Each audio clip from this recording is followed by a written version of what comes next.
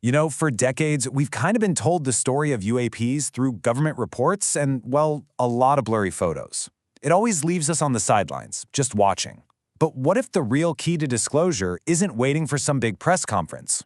We're about to dive into an event guide that makes a pretty bold claim, that the most profound contact doesn't start up there in the sky, but right here within ourselves. So, the whole idea behind this event, which comes from researcher Dr. Stephen Greer, is actually pretty simple, but it's also a total game changer. Peaceful contact begins with you. Think about that. This isn't about waiting for governments to finally get their act together.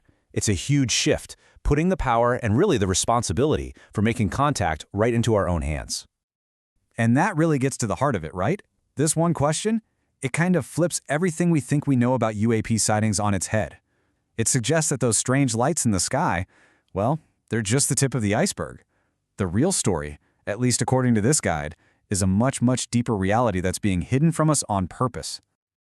All right, so if we want to get to that deeper reality, we've got to start with the event's basic idea, that we're essentially being shown two very different, competing pictures of what's really going on.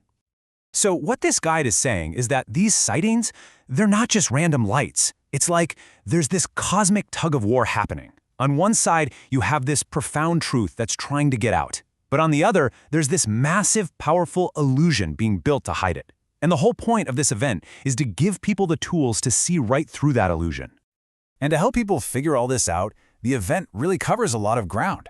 I mean, it looks at the real political games happening in Washington, but it also gets down to teaching you how to tell the difference between a real encounter and a fake one.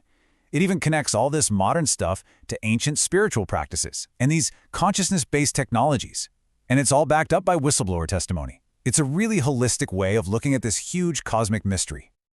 Okay, so this whole idea of truth versus illusion, that's the central battle here, right? We've got two completely different stories fighting for our attention, for our perception of reality itself. And this is where the guide really sounds the alarm.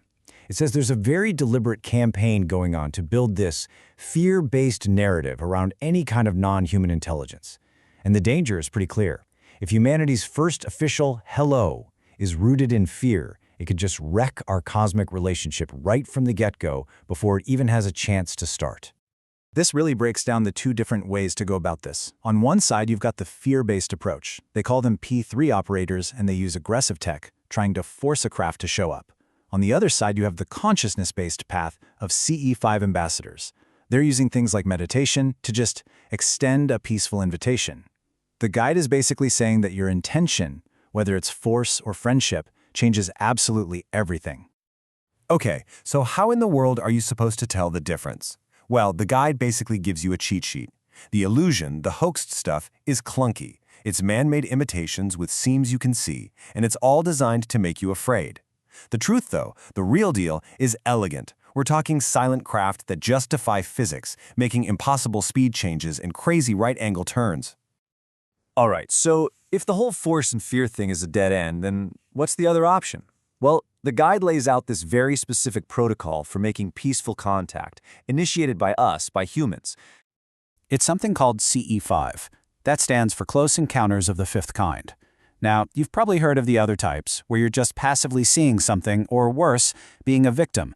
But CE5 totally flips the script. It's a proactive protocol where humans are the ones consciously reaching out and starting the conversation. What's really fascinating about the CE5 method is how it mixes this deep inner work with, actual outer rituals. It all starts with deep meditation to expand your awareness. Then, it brings in an ancient Sanskrit ceremony called a puja to create this sacred space. And finally, it uses a specific conscious protocol to send out a clear, peaceful signal into the cosmos. And they really double down on these ancient ceremonies, like the Sanskrit puja. This isn't just for show, it's seen as a seriously powerful tool for creating a sacred space, basically an energy field of peace and coherence that makes a real, genuine connection possible.